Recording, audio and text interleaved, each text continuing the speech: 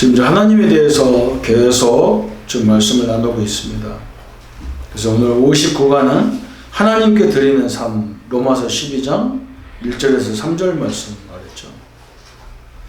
하나님이 부족한 하나님이 아니기 때문에 그 하나님은 또 우리와 그리스도와 성령으로 함께, 삼일체 하나님 함께 하기 때문에 그 하나님과 날마다 만나야 되고, 그럼 그 하나님께서 드리는 삶이 뭐라고 하느냐 그랬어요. 우리가 하나님이 누군지 알면 로마서 12장에 드리는 삶을 얘기했잖아요. 너희 몸을 거룩한 산제사로 드리라 안 했어요. 제사는 산제사가 아니잖아요. 원래 죽이는 제사잖아요. 짐승을 잡아서 죽이는 제사예요. 지금은 우리는 산제사 드리는데, 산제사란 말은 살아있는 제사란 말이거든요. 그 말은 뭐냐? 우리가 그리스도를 알고 하나님을 알기 때문에 내 고집, 내 주장을 내려놓는 걸 말하는 거예요. 그게 산제사란 말이에요. 그래서 자기 주장을 팍팍 펴는 것은요, 산제사가 아니잖아요. 우리가 구약에도 제사가 양을 잡아서 죽이는 건 내가 죽는 거잖아요. 양이 죽는 게 아니거든요. 그게 양이 내 대신 죽는 거잖아요. 그 죽었단 말이 무슨 말이냐면, 우리가 내가 죽어야 나는 죽고 하나님은 나와 함께 사는 거죠. 그 말씀을 받는 거예요. 말씀대로 살아가는 거거든요. 그게 산제사란 말이죠. 그래서 로마서 13장, 14장, 15장 그런 데 보면 이제 그런 걸 나오는 거예요. 핵심이 그거예요. 믿음이 약한 자를 도와주라는 거예요. 또 지도자를 기도하는 거예요. 지도자를 위해서. 아니, 저 사람이 하나님 안 믿는 지도자인데 왜 기도해 줍니까? 나를 위해서 하라는 거예요, 하나님께서는. 그죠? 지도자를 위해서 기도해 주고, 믿음이 약한 자를 도와주고, 그죠? 또 믿음이 약한 자를 내가 보완해 주고, 뭐 이런 말을 계속 하는 거예요. 그게 산제사란 말이에요. 우리 같으면 그러잖아. 이거 못 알아듣는 거, 뭐 이거 뭐 바보 같은 거, 말귀도 못 알아듣고 이럴 건데, 그 사람을 품어주라는 거예요. 왜 그러냐? 내가 그 사람, 그것을 내가 있는 거예요. 그 사람 부족한 걸 채워주라고 내가 있는 거니까. 그러면 로마서 16장 인물이 오는 거예요. 여러분 보세요. 복음도 없는데, 복음도 아니요. 그런데 가난한 사람을 도와주고, 뭐 세계의 뭐 기아들을 위해서 도와주는, 뭐 거기는요, 엄청나게 사람들이 모여드는, 기부하러 모여들어. 그잖아요? 자기를 손해봐가면서 막 도와주는 사람이 있으면 막 거기다 기부해준다, 사람들이.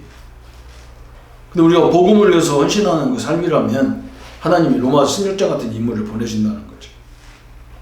그래서 서론에 구원받은 성도는 하나님께 무엇을, 왜, 어떻게, 언제 드려야 하는가를 잘 배워야 하는데, 성경은 명확히 가르치고 있다. 하나님께 드리는 삶이란 무엇이냐? 첫 번째, 하나님이 가장 기뻐하는 일에 우리의 몸을 드리는 것이다. 마태복음 16장 17절 18절에, 그죠? 하나님 앞에 올바른 신앙 고백을 했잖아요. 올바른 신앙 고백했을 때 예수님이 뭐 바요나 시몬아 네가 보겠도다. 이를 알게 한 것은 혈육이 아니라 내 아버지시나 내가 너는 반석이라 내 위에 내 교회를 모든 축복을 다 줬잖아요. 마태복음 28장 19절에도 우리가 모든 족속을 제자 삼으려고 방향을 맞추면 하나님은 세상 끝날까지 함께 하겠다는 거예요. 또 에베소서 12절에 우리 보고 뭐라 했냐면 봉사의 일에 힘쓰라 했어요. 성도를 온전케 하고 그리스도의 몸을 세우려 하심에 우리가 하나님의 몸을 세우려, 하나님의 성도들의 몸을 하나님의 성전으로 세워가는 것을 하나님이 너무 기뻐하신다는 거예요. 거기다가 우리가 목회자처럼 할 수 없잖아요, 성도님들이. 그러나 우리 중직자님들은 믿음이 약한 성도들을 위해서 기도해주고 옆에 있는 성도들을 좀 품어주고, 그 자체가 하나님이 가장 기뻐하는 거죠. 그리고 두 번째, 이 세대를 본받지 말고 오직 마음을 새롭게 하여야 한다.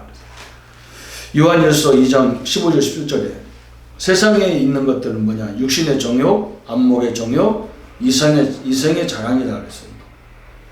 육신의 정욕, 안목의 정욕, 이생의 자랑은요, 특징이 뭐냐면 다 지나가는 거예요. 영원한 것이 아니라는 말이죠. 그죠? 그걸 자랑을 하지 말라는 거예요. 이 세대 것은 다 지나가는 거예요. 아이고, 저 집 좋네. 몇 년 가보세요. 그 집보다 더 좋은 집 생겨요. 아이고, 저 좋은 차 좋네. 천만의 말씀이에요. 아이고 저 사람 되게 부자네. 한국 부자는요 중국 부자에게 되면 게임도 안 돼요. 그렇잖아요. 다 지나가는 거 자랑할 것도 아니라 거기 그런 데 매달리지 말라는 거예요. 하나님의 뜻을 분별하는 거, 이게 하나님이 기뻐하시는 거예요. 마태복음 33절에 그래서 너는 항상 먼저 그랬단 말이에요. 그의 나라 그의 의를 구하라. 이게 하나님이 기뻐하는 삶이다 그랬어요. 이 일을 하기 위해서 우리가 무엇을 먼저 해야 되느냐? 마가복음 1장 35절, 마가복음 14장 32절, 누가복음 6장 12절. 이 전체 성경 구절이 뭐냐? 그죠? 기도예요, 기도.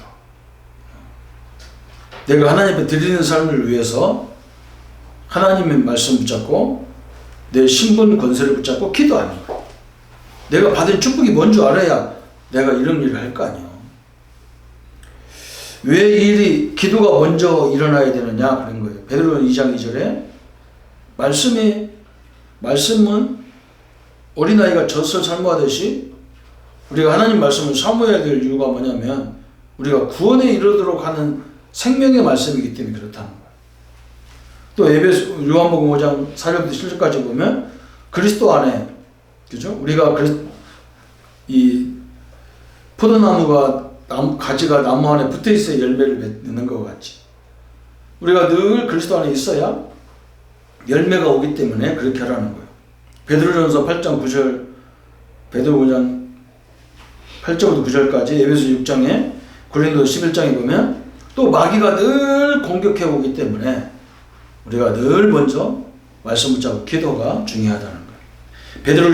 베드로전 디모데후서 2장 15절에도 진리의 말씀을 분별하고 부끄러움이 없는 일꾼으로 인정된 자로 여김받기 위해서 베드로전서 1장 24절에 거듭난 썩지 아니할 씨로 거듭났다는 것을 항상 말씀 안에서 세워지기 위해서 이사야 50장 4절에 보면 메시지를 주시고 깨닫게 하신 분 학자의 혀같이 또 우리는 이 말씀을 잘 가르쳐야 되기 때문에 하나님의 능력이 필요하잖아요. 마태복음 11장 28절에 예수님이 우리 보고 했잖아요. 수고하고 무거운 짐진자들아 다 그랬잖아요. 자꾸 내 짐을 내가 짊어지니까 어렵다는 거예요. 그죠? 내가 내 짐을 짊어지고 있으니까 얼마나 힘들어. 그래서 예수님이 내가 네 짐을 지울 테니까 내게 오라는 거예요. 이 원어의 뜻을 보면요. 이스라엘 소는요. 우리는 땅이 그래도 산도 많지만 산이 있어도 그래 땅이 막 돌이 많은 땅은 별로 없거든. 밭을 가는데 소가 2마리가 걷는단 말이에요. 2마리가 멍에를 메고 이렇게 투가 쟁기를 끌고 둘이 간단 말이에요. 2소가 이렇게 가는 거예요. 그러면 새끼가 가운데 껴있어. 새끼가 가운데서 같이 가는 거야. 응? 근데 어미 소들이 다 멍에를 메고 짐을 끌고 가기 때문에 지는 가운데 있는데 하나도 힘이 안 들어. 하나님이 그렇게 얘기하시는 거예요. 지금 수가 무거운데 다 내게로 오라는 거예요. 응? 주님 앞에 내 짐을 맡겨놓고 나는 거기서 편안하게 걸어가라는 거예요. 너무 시대가 어려운 시대니까 그런 거죠. 그죠? 그럼 어떻게 이 일을 할 수 있느냐? 기도는 어떻게? 마가복음 1장 35절에 보니까 한적한 곳에서 말씀을 어떻게 해야 되느냐?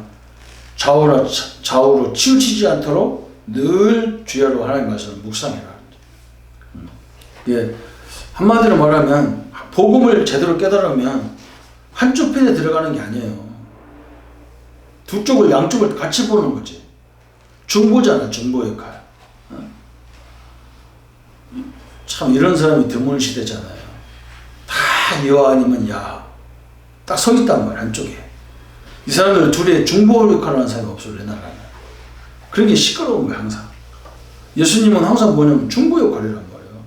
하나님과 사람과의 관계. 사람과 사람의 관계도 그 모든 막힌 담을 무너뜨린 게 그리스도잖아요.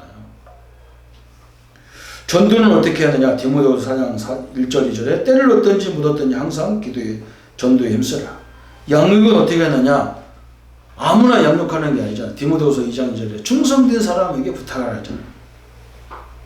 충성된 사람. 자꾸 배우려는 사람이 있단 말이에요. 배우려고 안 하는데 자꾸 가르치려고 하면 힘들잖아요. 그러면 이 일을 누가 할 수 있느냐? 마태복음 4장 19절에 나를 따라오너라. 그러면 내가 너로 사랑하는 어부가 되리라.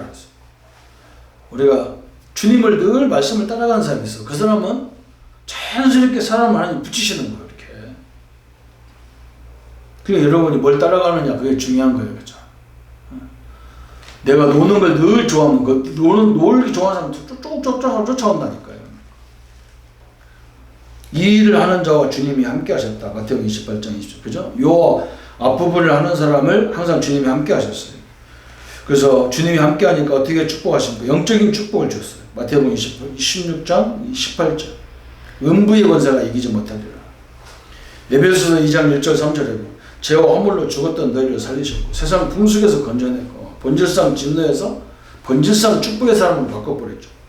육신적인 축복. 마가복음 10장 29절 30절에 하나님은 어떻게 역사하냐면 땅에서 100배를 받도록 하겠다는 거예요. 100배를 받아야 사실 세계 복음하니까 그런 거죠. 기도를 어떻게 하느냐?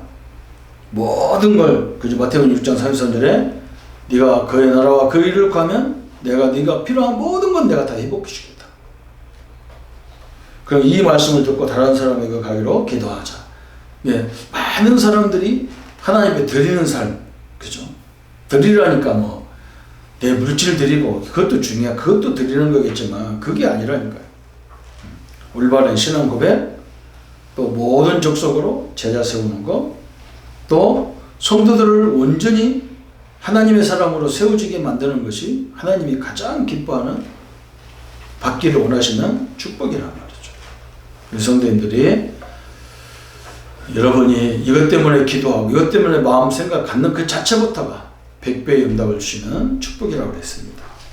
이 축복을 누리는 우리 모든 성도님들 되시고 사역자들 되기를 예수님의 이름으로 축원합니다. 하나님 아버지 매일 하나님을 만나고 또 이제 하나님 앞에 드리는 삶이 뭔지를 알게 하심을 감사합니다. 예수가 그리스도라는 사실을 우리 모든 삶에 늘 발견케 하시고 또 모든 족속으로 이 그리스도가 필요한 것을 아는 제자를 세우게 하시고 또 이미 예수님을 영접하고 또 갈등하고 있는 수많은 우리 주변의 성도들을 하나님의 사람으로 그리스도의 사람으로 온전케 하는 일에 우리가 드려지는 삶이 되게 하여 주옵소서. 이것 때문에 기도가 회복되고 이것 때문에 우리의 모든 삶의 현장이 회복되도록 역사해 주옵소서. 예수님의 이름으로 기도합니다. 아멘.